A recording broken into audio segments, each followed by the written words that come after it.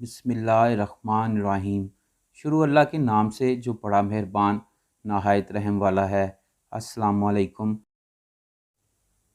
अगर किसी मर्द की दो शादियां हैं तो इसे चाहिए कि दोनों को इनका अलग हिस्सा, अलग खर्चा और हर चीज़ दोनों की अलग और बराबर होनी चाहिए, ताकि इत्मीनान रहे कि अगर इंसाफ ना बरता गया तो बीवियां बरोज़ क़यामत वबाल जान बन जाएंगी।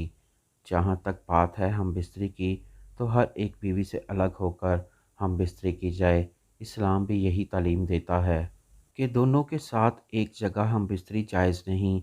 अगर एक मर्द की दो बीवियां हों तो वो एक से इस तरह मुबाशरत करे कि दूसरी इसकी आहट न सुने।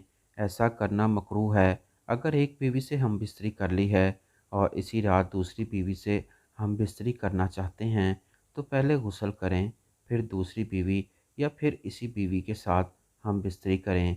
एक साथ हम बिस्तरी से मुराद आप जिस जगह हम बिस्तरी करें वहाँ दूसरी बीवी मौजूद ना हो, क्योंकि इंसानी दिमाग में ये पहलू हमेशा एहतियात कर रहा है। इस एहतियात की वजह से इंसानी ज़िंदगी में बेशुमार हादसा से बचा जा सकता है।